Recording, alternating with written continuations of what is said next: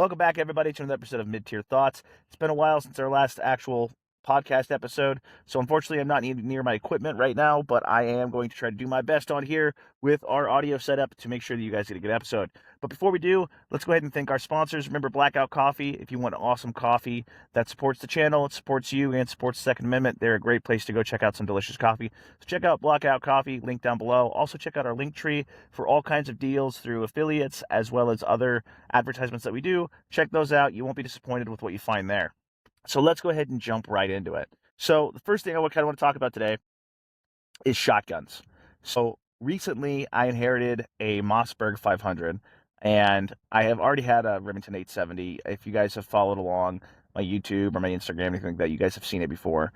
With the 870, it's the 870 Tactical Express, so it's just like a normal stock with the extended tube. It's got a breacher choke on there, got the side saddle, a couple extra doodads for carrying ammo, spray painted, the whole deal. The Mossberg 500 that I just got recently, it's still in its infancy of getting tricked out, but it's just a standard Mossberg 500. It's got the two different barrels, the longer hunting barrel, or whatever you want to use that for, and then the shorter barrel, the 18.5 inch. So with that, I kind of have some plans to make that one pretty rad.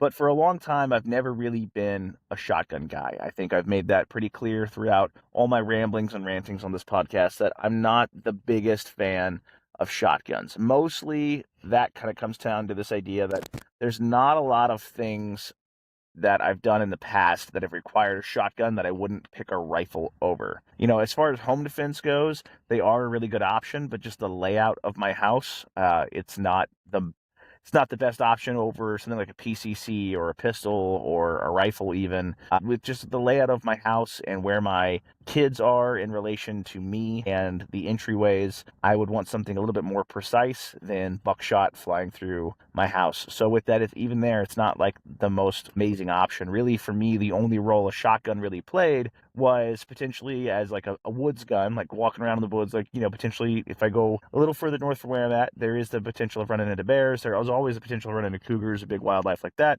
So having that as a woods gun, or, for the most part, it was really just a fun item for me for a long time. But recently, I think if you're looking at this from like a modern Minuteman perspective, there is, I think, as we've seen, a growing resurgence of the shotgun, both in a role as an anti-drone weapon, and not to mention, its traditional role of being a breacher or anything like that. Although the breaching is not just put gun on door, pull trigger, there's a little bit more that goes into it than just that. And so I think a lot of people have a kind of an unrealistic expectation of having their shotgun as a breacher tool because they don't have like legit breaching rounds. They don't have the training that goes into actually how to breach. They think like, hey, I'm just going to shove the gun against the door, pull the trigger, and that's going to work. And there's a whole school of thought and a whole training regimen around breaching. So I think some people overestimate their ability with their shotguns when it comes to that. But it seems to me that when it comes to shotguns, you kind of get two camps. You get the guys that they don't really know anything about guns. They just know that, hey, shotgun, and if I, rack it, people go running, scattergun, whatever. Like that on one side.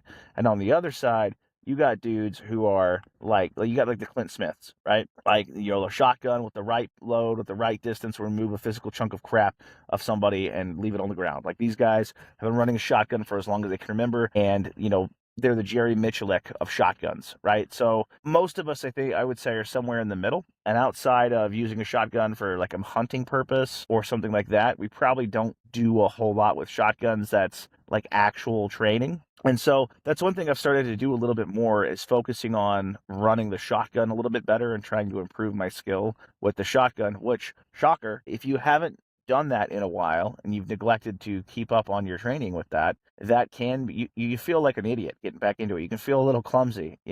Shotguns do require a little bit more skill to run effectively and keep in the fight than they do a rifle. A rifle, a pistol, anything magazine fed, or even a bolt action. Usually bolt actions have stripper clips or detachable magazines. Obviously, semi-autos have detachable magazines. Really easy just to load those up. The other thing that I've noticed too is I'm kind of like diving down this whole shotgun path, and I start to worry whether I'm unlocking my inner FUD as I get older. But your gear's a lot different, right? Obviously, the issue with shotguns traditionally, if you're not running something magazine fed, is that your limiting factor is capacity. Generally, anywhere between 4 to 7 rounds, depending upon the shotgun, depending upon the tube size. Unless it's like a KSG or something like that. Your normal, like, single barrel pump action shotguns, anywhere between, 4+1 to 7+1. You can get extended tubes, things like this, but like normally when you just buy them from the store, like factory, that's generally how they're coming. In some configuration is either like a 4+1 or an 8+1. So at best, or 4+1 or 7+1. So at best, you're talking 8 rounds. Now, granted, 12 gauge is a pretty devastating cartridge. There's all kinds of loads out there. Everything from exotic, weird crap you could find on the internet, Dragon's Breath, Rhodesian Bush, all that stuff, to, buckshot, to specific home defense loads, to slugs and everything in between. Rifled slugs, the works, right? So there's a lot of utility in shotgun, which is why I'm kind of starting to get back into it and getting away from like the whole, this is a FUD gun, whatever, and just trying to see like, how can I be effective with every platform I have, including the shotgun, right? Especially with like I said, the prevalence of drones, or as we've seen in Ukraine, like the prevalence of trench warfare. I hope to God that I never have to experience either of those things, but it's like maybe I should get more comfortable with my shotgun than I have been in the past. Also, with living as close to Washington as I do, is as if I want to come over to this side of the state, if I want to come over to this side of the border, come over to Washington, with the way that their assault weapon laws are worded. If I want to bring a long arm, I'm safer bringing a shotgun than I am bringing a semi-automatic rifle from a legal perspective. So there's that aspect to it too, is that shotguns generally are legal in most places, so you don't usually have to worry about as much, especially if they're a manually operated one versus a semi-automatic one. It just really depends. So I've been trying to brush up on my skills with the shotgun a lot more, which has kind of led me down this whole path. The main difference, in my opinion, between a Mossberg 500 and a Remington 870 really just comes down to the safety placement, as far as the 870 having a crossbolt safety in the trigger guard and the Mossberg 500 having a thumb safety on the rear of the receiver. There's really not a whole lot of difference mechanically, and really not a whole lot of difference in kind of how they do do what they need to do. They're kind of the Ford and Chevy of shotguns. You get diehards either way, but realistically, I think they're extremely similar. So with that, again, going back to kind of the modern Minuteman role, what is like the purpose of the shotgun? I still think, to a certain aspect, it could be regulated as a secondary firearm, or a utilization or tool to be utilized by somebody as a specialized role in a fire team or in a setup. Like if you have a group of dudes you train with, I'm not saying you necessarily need some dude whose sole weapon is a shotgun, but maybe that guy has a shotgun with him in the sense that like he is the designated anti-drone guy. If that's the case, to where you're like, hey, this is the shotgun guy, because we're worried about drones, worried about whatever, there is an aspect of like, okay, so understanding that he has a limited amount of ammunition he can carry, and while you're packing, 200, 300, 400 rounds of 5.56 on you and magazines, there's no way he's packing 400 rounds of 12 gauge on him. Kit for shotguns too is like a lot bulkier. Luckily there's things like shotgun cards from STAC where you can get them. I think you can get them all the way up to like 7 rounds. They'll usually fit in the magazine slots for a plate carrier. If you're rocking AR mags, they'll usually fit in those pretty well. So, those are nice to have for reloads, in the sense that like you can reload off the shotgun card, rip off the old one, slap on the new one, and now you have more ammo on the gun. But it still doesn't help you load the gun any faster. So the loading the gun also takes a lot of skill too. And you're also limited in, right? Obviously, if you're shooting buckshot, which would be ideal for something like that, buckshot, birdshot, some type of, something with a spread to it. If you were shooting down a drone or aerial, things like that, the issue you're going to run into is, again, like you don't have a ton of range and you don't have a ton of capacity with that, right? So you do need to get good at, I think like skeet shooting would be a really great way to train for that. Ideally, if we all had endless money, you'd go buy a bunch of cheap, like, Walmart drones for like $20 and fly them around, try to shoot them.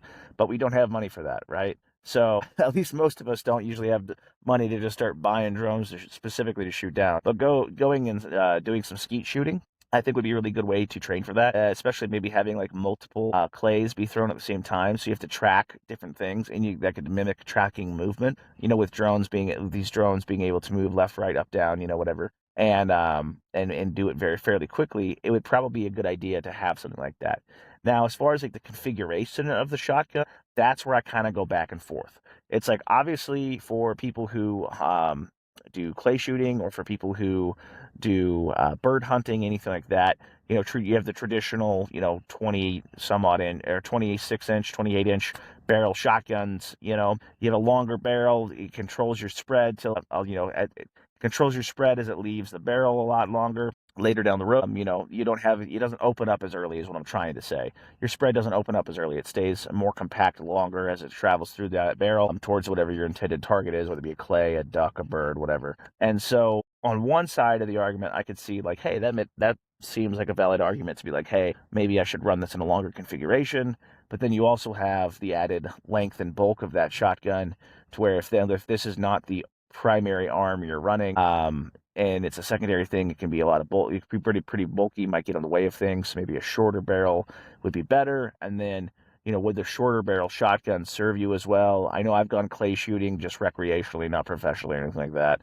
And we've shot clays pretty accurately with, a standard shorter shotgun barrel of like 18.5 inches. Obviously, if you're going to do this, obviously if you want to have a longer barrel, it might be easier, but it's one of those trade-off things, right? And so it's just kind of my thought process, and I'm working through this, and I'm not claiming to be an expert on any of this, just kind of throwing my thought vomit at you guys, is that I think you could probably make the trade-off of having the shorter barrel for ease of use versus having the longer barrel on your shotgun at that time. And just in the sense that it's probably going to be easier to maneuver, easier to use overall is the shorter configuration. And the odds realistically as a civilian in a, oh crap scenario of having to shoot down a drone are probably not as high as we think they are, or as high as we want to think they are. So there's that. But, the other thing too would be like, I wouldn't necessarily have like a shockwave in there. Like I can't say how many dudes I know that are like 3%er type guys that like on their kit have like a Mossberg shockwave for, breaching. And I'm like, okay, that's great. Like that's cool. And it's like, I understand where your mentality is, like, hey, being prepared for everything. But it's like, have you trained to breach before? You know what I mean? Or like, are you intending just to use this to like shoot at the lock of a door and hope that works? Or like, have you practiced breaching?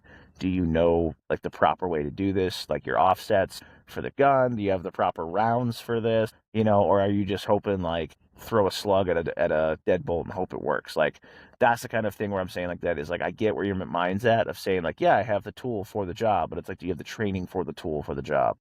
So have you trained with that shockwave? Have you trained with whatever for that? So there's that as well. And again, kind of circling back here again to gear. Like gear, I've noticed for shotguns when it comes to it, takes up a lot more space for the same amount of ammunition. It's kind of bulky. Now, on one side, you can go the low budget route and have a fanny pack full of 12 gauge. I've done that before. I literally took a Walmart fanny pack, emptied it out, threw a bunch of random 12 gauge into it, to go shoot it. That's one way to carry a bunch of ammunition for a shotgun. But, shotguns, while playing a certain role, have been kind of regulated to specialty roles in a lot of military conflicts for a long time. So a lot of that gear that comes out of that milsurp world is not as popular, which, that drives the market in the civilian world, which is why we have tons of stuff for, ARs, tons of stuff for Glock, tons of stuff for Berettas and SIG, is because it's inspired from that military side of things that then the civilian market kicks up and throws out their ideas to it, bigger and better type stuff. With the shotgun stuff, I've noticed it's a more limited variety of what you can find, especially when it comes to quality gear. And it seems like your shotgun gear is either based around hunting, competition. There's a little bit of, I think there's more of a resurgence now recently coming back to the shotgun side, but outside of like the shotgun cards and like actual, like there's a lot of Amazon crap for shotguns. And again, I think that kind of goes back to the idea that you have people on one side of the shotgun world that they don't know nothing. And so they just buy a shotgun. And then on the other side, you have like the aficionados, and they're the ones doing the competition or the hunting, right? But like in between spot to like, hey, I want to have a shotgun for like a tactical use. And maybe it's just because it's not my world, but it appears that there's not as big of a pool of stuff to find there of quality as you would find for other types of platforms. Just looking in like research for different types of side saddles and furniture and things like this. Obviously, you've got like the Magpul furniture. Wook's furniture now is pretty rad. There's some pretty cool stuff out there, and there's tons of stuff made for things like the Mossberg 500, the Remington 870, because they are such popular platforms. But the issue, I think, is that overall, like, there's just not as much of a variety or not as much of different makeups of gear as there is with other things. And I could be entirely wrong with this. I am just speaking from my own personal experience. I'm not, and I haven't been a huge shotgun guy for a long time. So maybe I'm missing the boat here, but it seems like basically you either have shotgun cards or something similarly. You either have the STAC shotgun cards or similar style of products. You have the hard versions of side saddles. Then you also have what do you call them? You got the side saddles, and you have the for your plate carrier or for your chest rig or for whatever you're running. You have basically what looks like a shotgun card, but it's that is your pouch. So there are different versions of that. I've seen like wallet style shotgun pouches that holds 30 rounds, something like that. But it's large and it's bulky. It takes up more space, which then leads to that argument of do you want to run this as a primary? If so, are you going to be able to maintain the rate of fire necessary, or maintain yourself in the fight with the number of rounds that you need to carry to make this effective? Obviously, I think that's going to depend on the scenario you're getting into and things like that, but it's things to think about. That's kind of my shotgun rant when it comes into this, and I think with me, I really want to get more into running a shotgun more effectively, and I do want to set up my Mossberg 500 a little differently than my 870. I do want to kind of set it up a little bit more tactical with that, and the idea is going to be to get better at running the shotguns and the configurations that they're in and seeing where my limitations are and really learning the platform specifically for trying to shoot at drones. And I think I'm going to simulate a lot of that by doing a lot of clays and shooting a lot of different, I think I'm going to try to simulate that by doing a lot of clay shooting, but also getting used to running courses with the shotgun. I think that's the big thing I want to get into is more shotgun courses, whether they be a class, whether it be 2-gun or 3-gun competitions, just to kind of get used to running the shotgun and reloading on the move and getting more used to that.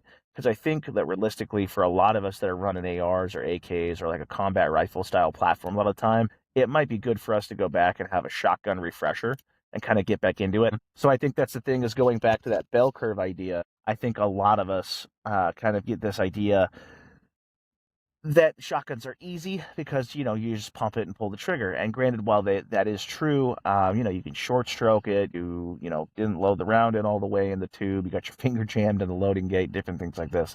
So especially depending on the type of shotgun you're running, is it quality, things like that. That is something I want to get into a little bit more. I do want to fiddle around with shotguns a lot more. I feel like I'm pretty confident on my rifle setups, and I do want to get more involved with shotguns, as well as I want to try out some of these more semi-auto shotguns, not things like the Benelli or the Benelli clones, although I do think that those are pretty rad, especially like the Beretta, like the 1301s and the A300s, things like that.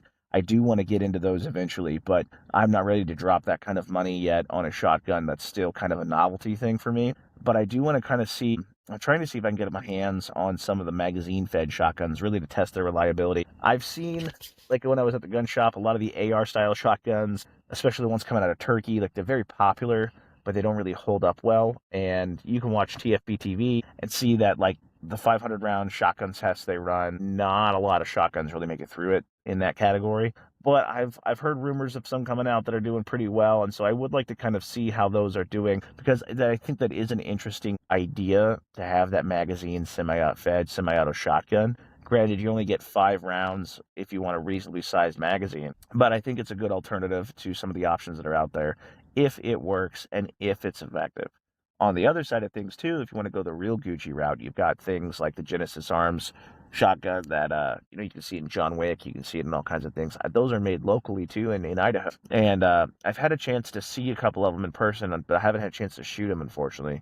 But they are pretty rad. To my understanding, they are a short-barreled shotgun, and they run off an AR-10 receiver. But they're pretty sick semi-auto 12-gauge shotguns, and they solve a lot of the problems that 12-gauge shotguns have when you run them off of a magazine. So it'll be interesting to see kind of how that develops, because I do think that due to the popularity, that is going to be something you're going to see a lot more of, especially with kind of this resurgence of shotguns in the zeitgeist with Ukraine and everything else coming out of there. So that's kind of my shotgun rant when it comes to that. If you guys have any tips or tricks or ideas or recommendations for ways to train anti-drone type stuff, or anything for breaching, or any other potential case use for shotguns. And I'm leaving home defense out of it because, like I said, I already gave my reasoning, and I also understand the reasoning as to why someone would choose to use it for that. So other than that, other use cases for shotguns, comment on this.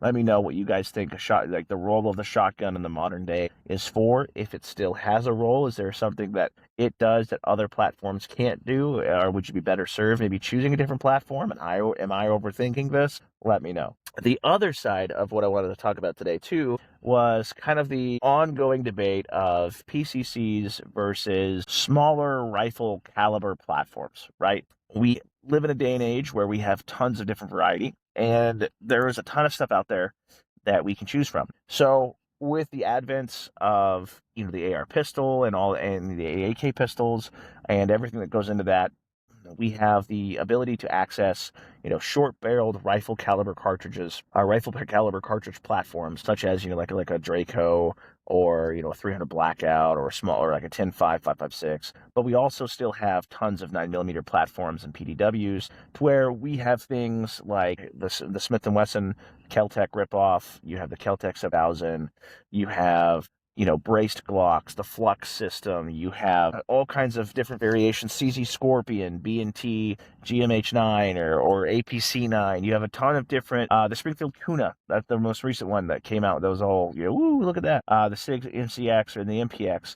You have all of these different variety of different things.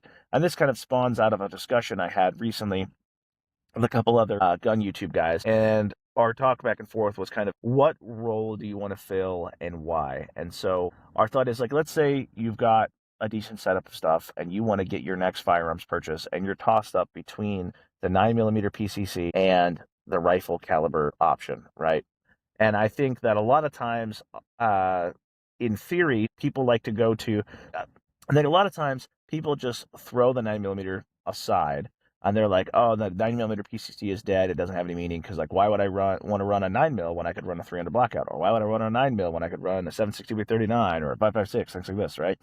And they relegate it to the side. And I see the reasoning for this. I get the idea that, like, hey, in the same package for the same price, I can get a rifle caliber cartridge. Why would I not just run the rifle caliber cartridge instead of running 9mm? And I think that is a good argument. However, I do find it kind of telling that in a day and age where we have access, where militaries and federal agencies, police forces have access to small rifle caliber platforms, that there are still those who choose to run the 9mm PCCs, the MP5s, the SIG MCXs, things like this. And so I think that it is kind of telling from a certain point as to why, like for example, why did the U.S. Army go with the APC-9 as their option in a 9mm small compact platform as a PDW, as opposed to like a small 300 Blackout or something like that, right? And ultimately, I think it's that you can get extremely small with a 9mm, right? Because you can basically, if you want to make a PDW, you're just basically slapping a stock or some type of brace onto a pistol and maybe a foregrip, something like that, right? Like most PCCs, most pistol caliber carbines are basically just a 9mm version of a larger rifle, but most PDWs are just like basically beefed up pistols, right? They're basically a pistol that has a few accoutrements onto it to give it a little bit more ease of use, and now you have something like this, right? In a true rifle platform, like a full-size CZ Scorpion, like the Kel-Tec Sub-2000, things like this, outside of magazine compatibility, ease of use, something like that, I understand the argument that it's like, yeah, if you're going to have a full-size gun, why not just have it in a rifle caliber, right? But, the nice thing about the PDWs, again, is like you can get super small with 9mm. And I think that's where the 9mm side shines, is the ability to get super compact, even with a suppressor. So, for example, like I have a video out on my YouTube that's a little ways old. I think it's almost a year old now. That's, CZ Scorpion versus my 8.5-inch 300 Blackout. So I have a pistol length barrel on my CZ Scorpion, but it has the carbine length handguard. So my Omega 9K suppressor fits just about flush with that handguard, and I have a side folding brace. So with that, it is about the same size as my 8.5-inch 300 Blackout running a Yankee Hill resonator on it. So it's the size argument there is kind of negated. Now, with that, the 300 Blackout can get ridiculously quiet when suppressed. You do have to spend a lot more money on ammunition when it comes to the 300 Blackout. I feel like that's a fairly obvious point. 300 Blackout can be kind of spendy, but then also, the difference between running subs or supers, things like that, which for some people I know they like to get, like, they're like, oh, well, I'll have supers when I'm shooting it unsuppressed or subs when I'm not. Like, that argument exists, I guess, but it's like, for me, I'm just running the thing suppressed. Like, that I have it for having a suppressor. That's the whole point. If I wanted to have a 300 Blackout that was unsuppressed, I'd just buy a mini AK, right? That's how I look at it, right? My 300 Blackout, with like the whole point of it is to be suppressed. So I'm going to just run, suppressor type ammo the entire time. I'm going to run subs the whole time. So that argument for me is kind of negated, but I get some people are kind of, whatever about that. But with that, again, you're going to have to spend a little bit more on ammunition. So 9mm, fairly inexpensive, fairly cheap. It's a lot less. There's no recoil, if any. 300 Blackout, depending on the platform, can have a little oomph to it.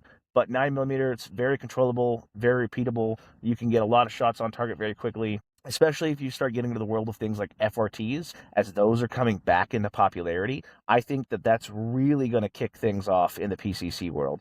Like, I personally think, like, one, while I do defend the PCCs and the PDWs, I think that the best thing for them and that would make them the most awesome would be having a PCC with an FRT trigger in it. So the force reset triggers, for those that maybe aren't keeping up with the acronyms, the binary triggers, things like this, to where you get that seems like full auto, but it's still technically semi-auto feel to it. Because for me, that's where a PCC shines, is those quick bursts of rapid, repeatable, rapid, repeatable shots that you can get on target quickly without a lot of recoil, easy to reload, easy to do everything. It's affordable to shoot. The magazines are widely available. I think there's a big reason why the guys that do stuff, the guys that get paid to carry guns every day, still carry fives and platforms like this whenever they have an option to carry like a 300 Blackout, things like that. Now, granted, that's not everybody, and that's obviously going to depend on the unit you're looking at, things like this. But I think it's telling that in a day and age where we have access to rifle caliber small platforms, why are people still carrying 9mm PCCs? Looking at that and kind of seeing like, hey, maybe they're still viable for some reason. So I do think that definitely helps the PCC. Now, to fight against the PCC side and play devil's advocate, I 100% also understand the idea of, hey, if I have to pay the money anyway, if I get a rifle caliber platform, I have more capability potentially. So this conversation I was having with a guy, he was like, well, why would I not just get maybe like a 10.5, 5.56, and then I could kind of run it a little bit more universally? And I think that's a good point in the argument, is like, yes, you could just get a short 5.56, you could get an even shorter 300 Blackout or short AK, and you could run something like that. You could set that up as kind of a PDW, PCC type of, PDW, or like, I guess it's not really a PCC, but a rifle caliber, small pistol platform, right? You could run it like that, and you could have more capability with something like that. You could run like a red dot magnifier on like a 10.5, 5.56, and that'll actually serve you pretty well. You can still shoot out to a decent distance, and you're going to be more effective in theory than a rifle caliber. I'm sorry, in a rifle caliber than in a pistol caliber, especially something like the 300 Blackout or the 7.62 by 39. With that, though, again, you do have the increased cost in ammunition, so there is that. You do have the increased size of the platform, whereas with the 9mm PCCs and PDWs, you can shrink real low because you're usually not worried about buffer systems, things like that, depending on the platform. Some of them you still do, but regardless, you can still get pretty small. So the one thing that you do run in, that you would run into, I think, with both the rifle platforms, that is a superior thing over the PCC, is your capabilities are increased a little bit. You do get a little bit further range. You do get the ability to be a little bit more universal. But it comes back again to, why are you getting the platform in the first place? So the conversation I had kind of went like this, like, hey, I'm looking at getting a PCC. Why should I get one? I'm like, okay, well, here's basically the reasons why. And, well, why would I not just get a 10.5, 5.56? I could use it universally, blah, blah, blah. It's like, okay, well, when you say use it universally, it sounds a lot like what you're describing is sounding it more for like, you want to use it for like a CQB type purpose, like a truck gun or a CQB or whatever, because it's small and it's short. And they're like, well, yeah, that's kind of the idea. It's like something, that's why I would have a PCC. It's because it's small and it's short, indoors, in tight spaces, things like that. And I think there's this idea up there that where it's like, I want to have a gun for each specific purpose. Like if I want to go inside and do CQB, I want to have a short 5.56, AR. I'm going to do this and I'm going to go raid this place because I've got my short AR. And then if I want to go, do like a reconnaissance thing, I'm going to grab my SPR, my 20-inch SPR, because I'm going to be shooting distance, and I'm going to go out, and this, like, I'm going to pick my weapon and my loadout for the mission I'm going to go on. And I think that, like, I get where people come from with that mentality, that mission dictates gear, but I think that, like, the whole modern Minuteman thing plays too fast and loose with this, in the sense that, like, it's assuming that we're doing, like, mission planning, setting things in motion, like that the circumstances are under our control, right? It's like this idea that it's like, oh, well, if things go down, like, well, clearly I'm going to have time to go home. I'm going to get my short AR and I'm going to, deck myself out in my tack gear, and then I'm going to go plan and execute a CQB operation that I have had time to mission plan. Instead of like, oh crap, modern Minuteman lifestyle means responding immediately to emergency, I need to grab what I have and respond, right, to whatever is going on. And so I think there's like this fallacy that it's like you're going to have time to grab that ideal weapon, right? Or that I need an arsenal of tools, that each one with a very specific job. If I'm going to do long-range shooting, I'm only going to use this long-range rifle. If I'm going to do CQB, I want the shortest, most effective platform that I have. So I've got this, like, 6-inch 300 blackout, right? And I get where people come from with that. I don't think it's necessarily bad to think that way. I think it's good to get your mind going through all these different scenarios and knowing, like, hey, there's nothing wrong with having a weapon with specialization. But I think that you're better served learning your platform that you have and using it in unconventional situations. For example, standard rifle length for most people is 16 inches, right? Some people are going to 14.5, some people are 13.9, whatever. Most people are running 16-inch rifles. 16-inch rifle is totally capable of doing CQB, tight corners, in a vehicle, all that jazz. It can be a little inconvenient, but it's doable, right?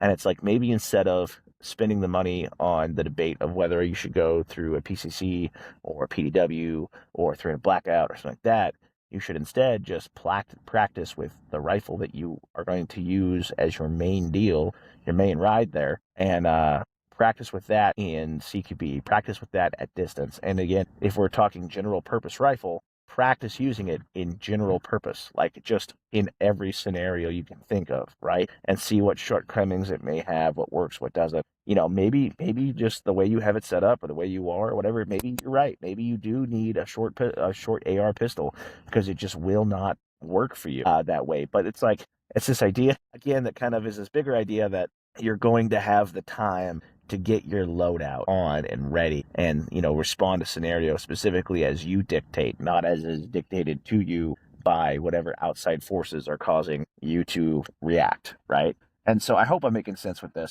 This one's a little bit of a rant, but yeah, I think there's this argument between, like, the PCC and the PDW and the CQB style rifle kind of leads to a bigger thing, which is this mentality of, like, either, using one tool for many jobs or having every tool for every job. And this is a conversation I see a lot between, like, a lot of the Minuteman YouTubers, and kind of this back and forth. And I think there's nothing wrong with having specialized items. I want to make that very clear, especially when it comes to rifles. I have no problem with being like, this is my long range setup, this is my CQB setup, this whatever, right? But I think the issue is that instead of being like, hey, these are specialized tools, and I understand that each one has a specialized mission, blah blah blah, is that people think that they're going to have, like, a video game or like playing Battlefield, right? Before you load into the game, you get to pick out your loadout. This map, right? I need this gun, this optic, blah blah blah. Build out my loadout, and get ready to go. I understand that, like, special tier, higher tier special forces, dudes like that, like, they get that opportunity to do that. But they also have tons of people who are doing intel for them, mission planning, like tons of training and leading up to this, and things where it's like there's an army of people literally going behind you to allow you the opportunity to pick very specific loadouts and weapon systems specifically tailored to your job at hand, right? For your average person, that doesn't exist, right? Like, even look at the military. Like, let's use the military, for example, right? Let's say we've got some special forces operators going to go on a mission. They have tons of people that are doing all of the legwork for them to make it to where this guy has the opportunity to go into his armory, get the very specific loadout for what he's going to run for his quick hit and run, snag and grab kind type of mission. However, your average grunt on the ground, which I think is much more relatable to your average Minuteman, does not have that luxury. He might be able to specialize certain parts about his weapon, but not as long as they don't wander outside of a specific standard. So he has to do whatever job needs to get done with his fighting rifle. Now, earlier in the war, in the global war on terror, like you look at the Marines in Fallujah, they're clearing houses with 20-inch ARs, or 20-inch M16s with bayonets. They're high shouldering, coming up with the buttstock mounted up above their shoulder if they got to get tucked in real tight. Like, they're doing all kinds of different techniques that they're learning to utilize their platform in unideal and unconventional situations.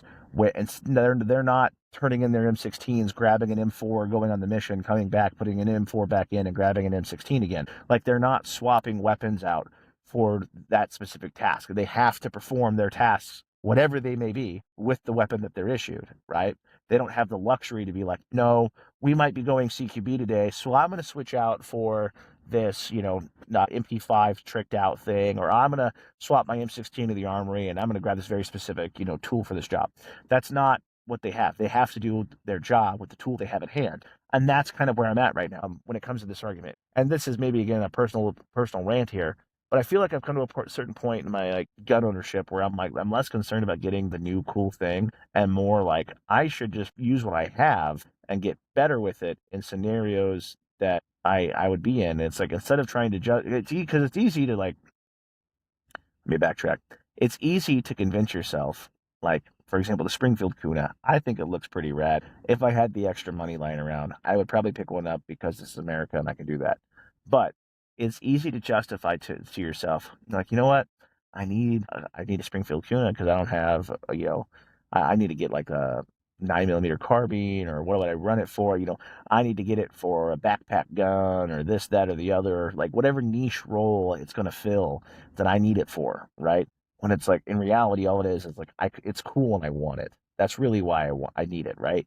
Do I have other guns that can do the exact same thing? And some guns that'll probably do it better? 100% I do.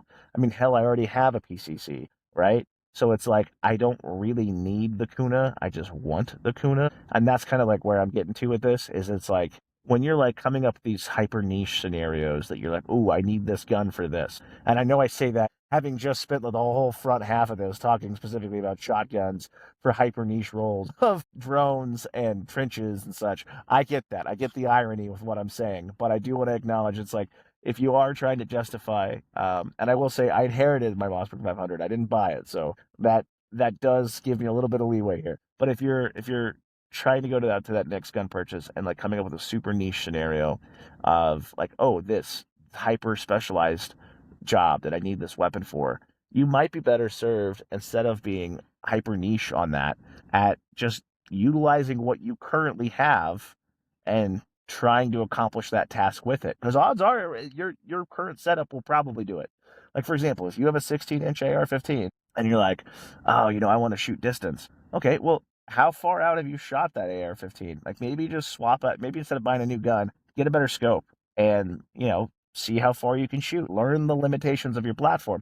If you really are trying to go like long distance and you just like surpassing whatever your AR-15's capability really is, okay, cool. That's understandable. Like, then go get that. Like, you want to do PRS or really long distance stuff and you need like a 308 or something big like that, I'm not going to stop you. No problem. But don't justify like, oh, I need to build an SPR because I need this very specific circumstance for, I'm normally going to run my GPR, but like, I might have to go grab my SPR for this one thing. Like, look, if you have I'm not going to tell you like, don't do it, but I'm just saying like, maybe practice with your rifle first and see if you can accomplish what you think that role is going to be with it. And if it really doesn't accomplish it, if it really does fail at that point, okay, cool, understandable, right?